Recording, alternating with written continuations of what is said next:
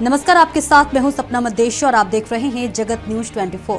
तो आइए शुरुआत करते हैं कुछ खास खबरों से। दिल्ली के किराड़ी विधानसभा पहुंचे दिल्ली कांग्रेस अध्यक्ष देवेंद्र यादव। किराड़ी के शर्मा कॉलोनी में देवेंद्र यादव ने लोगों से की मुलाकात। शर्मा कॉलोनी में जलभराव की स्थिति पर स्थानीय लोगों के हालात पर की बात।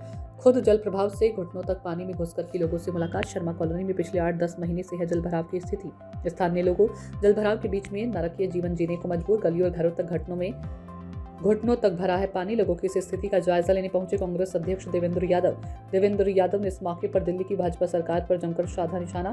साथ ही उन्होंने पिछली आम आदमी पार्टी की सरकार पर भी जमकर साधा निशाना। नाजर जी, आज आप किराड़ी विधानसभा पहुंचे शर्मा कॉलोनी में, हालात आपने देखे, देवेंद्र यादव जी भी साथ में रहे, क्या कहेंगे, किस तरीके के जो हालात देखने को मिले? देखिए, अगर सवाल उठाया जा सकता है कि शासन प्रशासन में व्यवस्था के नाम पर लोगों को क्या परसा जा रहा है। हालत ख़राब है, बच्चे स्कूल नहीं जा रहे हैं, बुज़ुर्ग जो है घर से बाहर नहीं निकल सकते, महिलाएं घर के बाहर किसी काम के लिए नहीं जा सकती। यहाँ तक के लिए जो रोज़ी रोटी नौकरी करने जाते हैं उनका भी जाना आना मुहाल है। वो रात के अंधेरे में भी लौट कर आते होंगे। और जो कोई एक छोटा मोटा व्यापार करता होगा, रेडी पटरी पे लगाता होगा, वो भी बिल्कुल जिसे कहते हैं अस्त व्यस्त है। और शायद इससे ज़्यादा नर्क की स्थिति भी ख़राब नहीं होगी जो यहाँ पर इन्होंने जो है मौजूदा सरकारों ने नर्क जैसी स्थिति बना रखी है और लोगों को इस तरह से जो है रहना पड़ रहा है, मजबूरी में रहना पड़ रहा है। क्या कहें, लगभग 10 महीने बता रहे हैं स्थानीय लोग कि 8-10 महीने से ये स्थिति है। पहले आम आदमी पार्टी की सरकार दिल्ली में और अब भाजपा की सरकार, आखिरकार जिम्मेदार कौन? देखिए, जिम्मेदारी के नाम पर अगर मैं ये कह दूं कि कांग्रेस के टाइम में ऐसा कभी भी किसी भी जगह पे ये सब कुछ नहीं हुआ, तो इसका मतलब है कि पिछली सरकारें और मौजूदा सरकारें जो हैं इसकी जिम्मेदार हैं। और कहीं ना कहीं जो है पूरा सिस्टम जो है वो अस्त व्यस्त है। आप अगर देखना चाहें तो हम ये शासन में बैठे हुए या माननीय रेखा गुप्ता जी ये कहती हैं, अपने मंत्रालय से कहती हैं कि कूड़े के पहाड़ों पे जाओ और कहो कि कूड़े भाई तुझे तो जाना पड़ेगा। पार्षद से लेके एमएलए, एमएलए से लेके सांसद और माननीय मुख्यमंत्री तक से इसकी आवाज़ उठा चुके हैं, लेकिन अब तक उन्होंने इसके ऊपर कोई कार्यवाही, कोई एक्शन नहीं लिया है।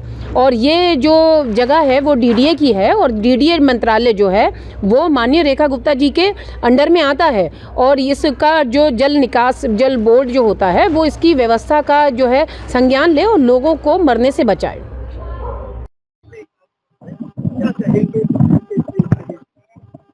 अगर किसी को जीते जाते नरक के दर्शन करने तो वो यहाँ किराड़ी की शर्मा कॉलोनी में आके देख सकता है।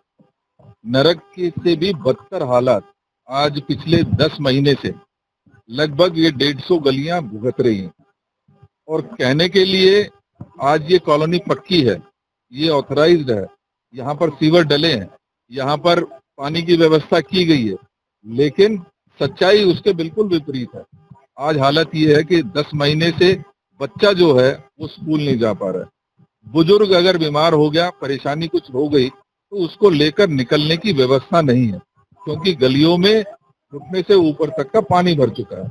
आज हालात ये हैं, क्योंकि जब अभी हम लोगों से मुलाकात की है, बात की है, तो ये पता भी चला कि बहुत सारे लोग इस प्रताड़ना से बचने के लिए या तो पलायन कर गए हैं और जिसके अंदर सामर्थ्य नहीं था वो कम से कम अपना नीचे का फ्लोर, क्योंकि नीचे के फ्लोर में लगभग घुटने तक पानी आ चुका है, लोग अपने फर्नीचर को, अपनी किचन को, अपने सामान को नीचे ही छोड़कर ऊपर शिफ्ट हो गए। उनको मजबूरन शिफ्ट होना पड़ा है, लेकिन लगातार बीमार भी हो रहे हैं। बीमारी की व्यवस्था के लिए कोई यहाँ पर लेने देने वाला नहीं है।